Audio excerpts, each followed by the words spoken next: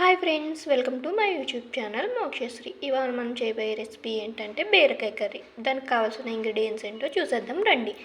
బీరకాయలు, ఉల్లిపాయ, పచ్చిమిర్చి ఇవి ఉంటే సరిపోతాయి ఫ్రెండ్స్. ఎలా చేసుకోవాలో చూద్దాం. ఇలా ఆనియన్ ముక్కలు, బీరకాయ ముక్కలు, పచ్చిమిరపకాయలు కూడా ఇలా కోసుకుని ఉంచుకోవాలి. ప్రాసెస్ అనేది ఎలా చేయాలో చూద్దాం.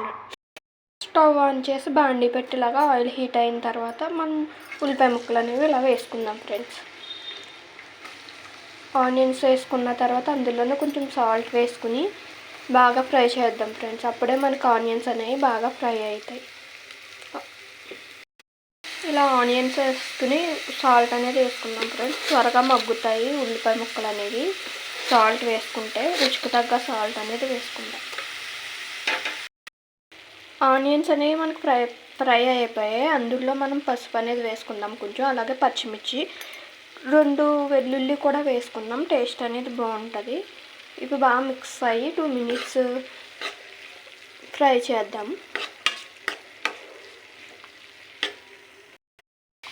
ఆనియన్స్ అనేవి ఫ్రై అయిపోయాయి ఫ్రెండ్స్. ఇందులోకి మనం బీరకాయ ముక్కలు అనేవి యాడ్ చేసేసుకుందాం. బీరకాయ ముక్కలు యాడ్ చేసేసుకుని బాగా మిక్స్ చేసుకుందాం ఫ్రెండ్స్.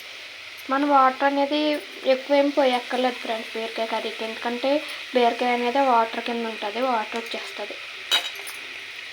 ఇలా బీరకాయ ముక్కలన్నీ వేసేసుకోవాలి. ఇలా బాగా మిక్స్ చేసేసుకుని మూత అనేది పెట్టుకుందాం ఫ్రెండ్స్. 2 మినిట్స్ అనేది ఉడకనిద్దాం బీరకాయ ముక్కలు అనేవి. బీరకాయ ముక్కలు అనేవి మనకి ఇలా ఫ్రై అయ్యాయి కదా, ఇందులో మనం కొంచెం కారం అనేది వేసుకుందాం. వాటర్ చూడండి, మనం వేయకపోయినా ఎలా వస్తుందో. బీరకాయలో వాటర్ ఉంటుంది కాబట్టి ఆ వాటర్ అనేది అలా వస్తుంది. ఇలా కారం వేసుకుని బాగా మిక్స్ చేసుకోవాలి కర్రీ అంతటి పట్టేలాగా. మనం పచ్చిమిర్చి వేసాము కాబట్టి కారం కొంచెమే వేసాము. మీరు ఎంత తింటారో దాన్ని బట్టి వేసుకోండి కారం అనేది. ఇలా బాగా మిక్స్ చేసుకోవాలి. ఇలా బాగా మిక్స్ చేసుకున్నాక మూత అనేది పెట్టేసుకున్నాం. కర్రీ అనేది ఇలా అయింది కదా, కొన్ని వాటర్ పోసుకుందాం. కొన్ని పోసుకుంటే సరిపోతుంది. ఇవి బాగా మిక్స్ చేసుకుని మూత అనేది పెట్టేసుకుని కొంచెం ఉడకనిద్దాం. అంతే, మనకి కర్రీ అనేది ప్రిపేర్ అయిపోతుంది. కొంచెం కరివేపాకు అనేది యాడ్ చేసుకుందాం, స్మెల్ అనేది బాగా వస్తుంది.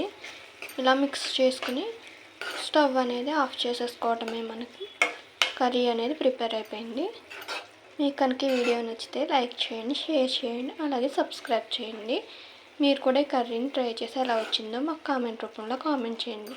ప్లీజ్ లైక్ చేయండి ఫ్రెండ్స్. వీడియో చూస్తున్నారు కానీ లైక్ చేయట్లేదు. మీ లైక్ అనేది మాకు ఎంతో యూజ్ అవుతుంది. Thank you friends. Love you all.